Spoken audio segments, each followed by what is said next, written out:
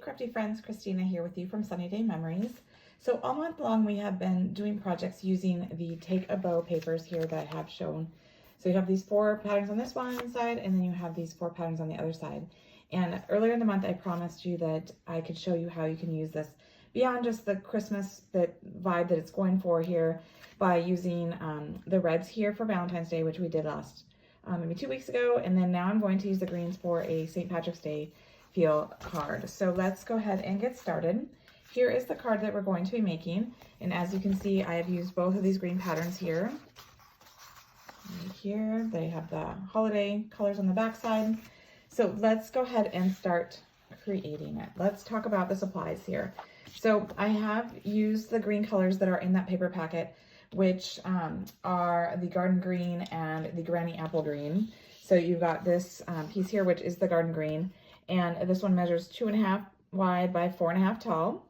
And then we have the granny apple green, which I did this larger piece, and this measures 2 3/4 by 4 3/4, so it's just 1/4 inch larger than this garden green here that you can see. And I've also used that granny apple for my die cuts. I am using 2 different die cut sets. I'm using the new Elegant Hearts, I think it's called. Let's see, Hearts of Elegance. I'm using this little stitched heart here in the center, and I've done 3 of them to go ahead and create my shamrock or clover. And then I'm also using this mini alphabet set, which is awesome if you've ever needed to do little titles. These are nice and small for cards, and it's nice because you can cut out a whole bunch of them all at once. Or what I did is you can be selective and cut like smaller strips and then kind of place it over the letters. Like for example, I needed a C and I needed an L and a K. So I kind of had a piece that kind of went here through the center. So you'll get the excess letters that you can save for later, but then you can kind of just do the pieces that you need. So for my stem of my little shamrock or clover, I use the little parentheses here on the side. So those are all out of that granny apple green. And then the papers, the Take a Bow papers, these ones here, you've got 4, 2 of each pattern, that they're 3/4 inch wide by 4 inches tall.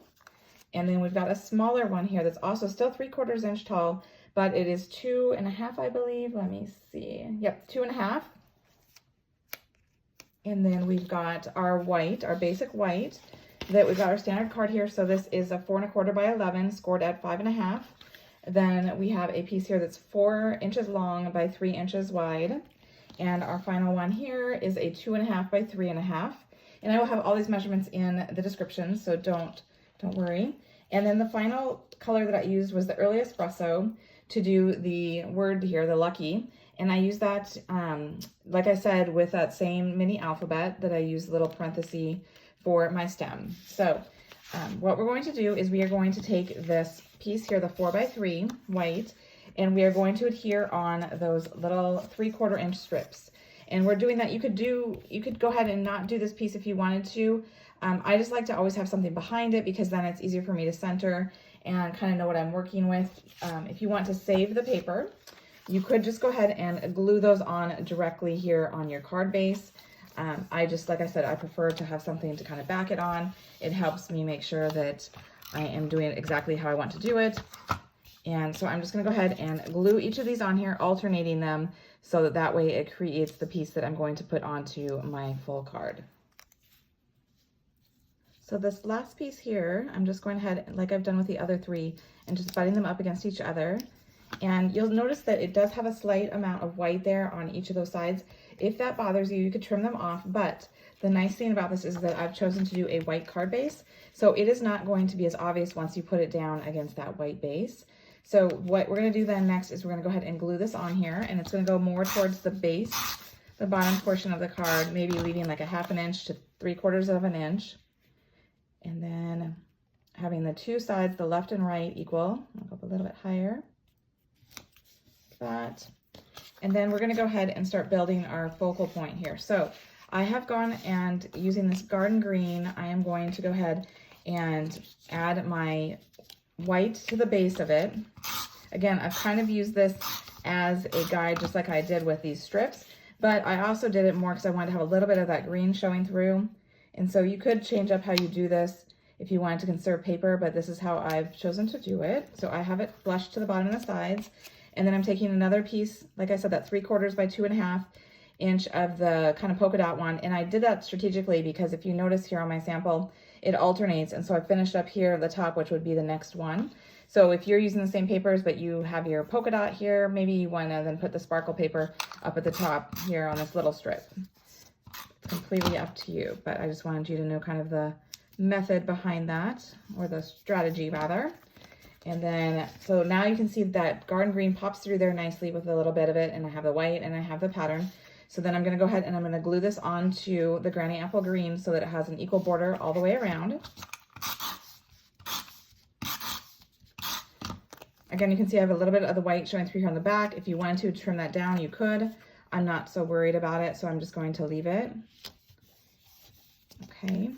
And then that is going to go right on the center of that card so that you have a little bit coming down here on the edge and a little bit here on the top. And if your edges are kind of fuzzy like mine, you could take your nail and kind of clear that up. You could take some sandpaper, whatever you have handy, just to give it a nice look to it. Actually, I'm going to grab a little bit of sandpaper here and just tidy that up a little bit. Okay. Like I said, I'm having a little border at the bottom, a little bit larger at the top, and then equal sides left and right.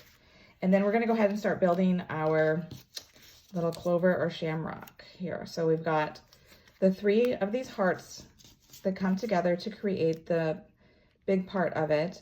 So how I started it is I'm going to bring in my silicone mat here so that when I do these smaller pieces, I can know that the excess adhesive will be resisting off my surface.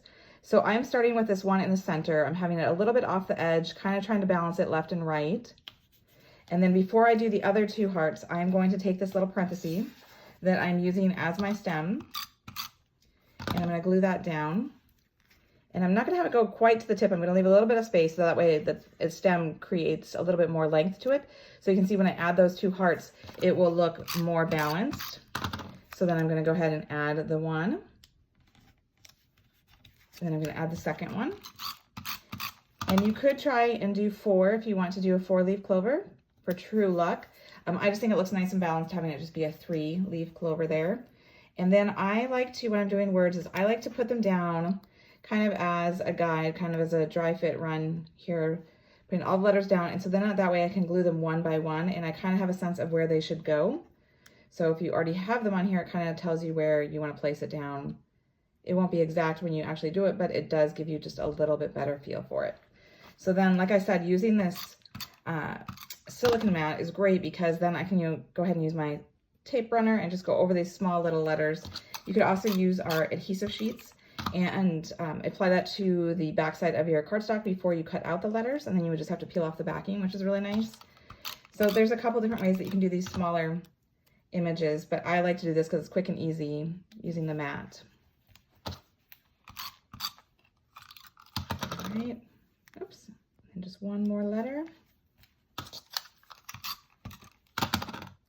And then the final touch that I'm going to do is add some gems up here in this space. You can see it's kind of a subtle touch.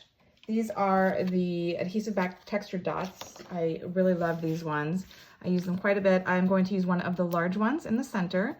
So I'm just picking it up here with a piercing tool, and then I'm going to balance it out by having the 2 smaller ones on each side of that larger one and kind of have them about equal distance from that center one. Okay. And there you go. You have kind of a nice St. Patrick's Day vibe with it, but you're using the Christmas papers from the Take a Bow. So I hope you've enjoyed it. And if you've enjoyed it, please like this video and be sure to subscribe so you don't miss future videos. And until next time, stay crafty.